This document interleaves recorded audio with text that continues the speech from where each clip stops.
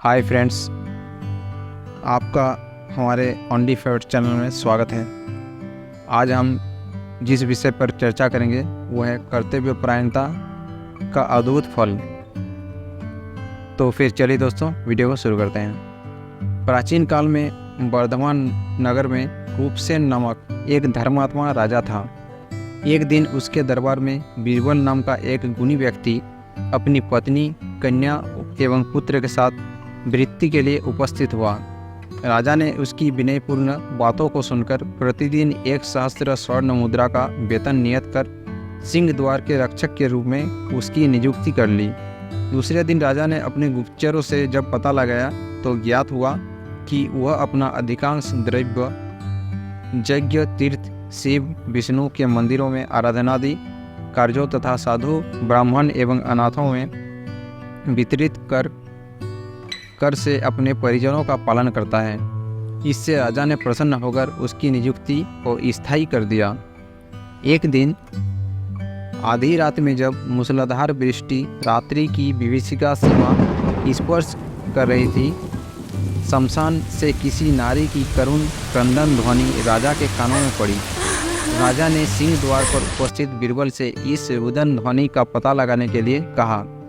जब बीरबल तलवार लेकर चला तब राजा भी उसके सहयोग के लिए एक तलवार लेकर गुप्त रूप से उसके पीछे चल गया। बीरबल ने शमशान पहुंचकर एक स्त्री को वहां रोते हुए देखा और उससे जब इसका कारण पूछा तब उसने कहा कि मुझे इस राज्य की लक्ष्मी अथवा राष्ट्र लक्ष्मी समझो। इसी मास के अंत में राजा रूपसेन की मृत्यु हो जाने पर मैं अनाथ होकर कहाँ जाऊंगी, इसलिए मैं रो रही हूँ। बीरबल ने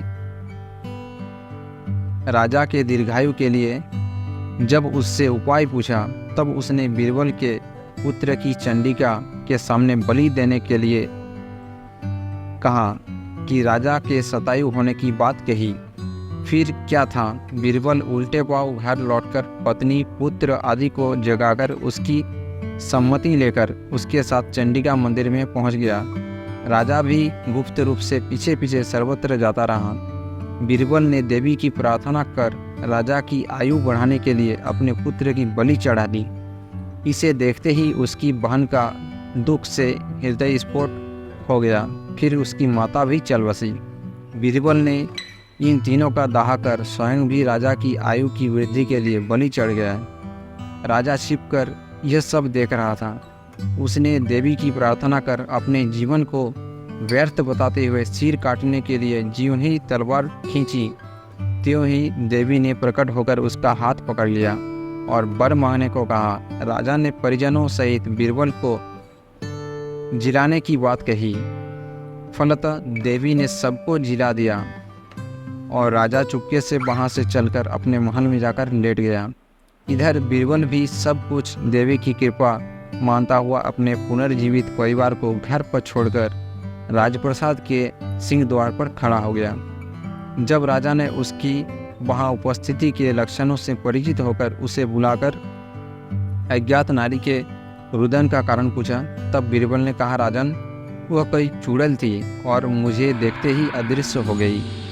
चिंता की कोई बात नहीं है। इस पर राजा ने मन ही मन उसकी धीरता तथा स्वामी भक्ति की प्रशंसा की और प्रातःकाल सारी बात अपने सभासदों से बतलाकर बीरबल को पुत्र सहित कर्नाटक एवं लाट देश अर्थात महाराष्ट्र, गुजरात का अधिपति बना दिया।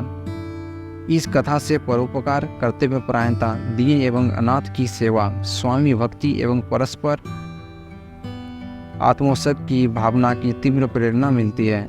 दोस्तों, अगर वीडियो अच्छा लगे तो लाइक शेयर कर देना। धन्यवाद।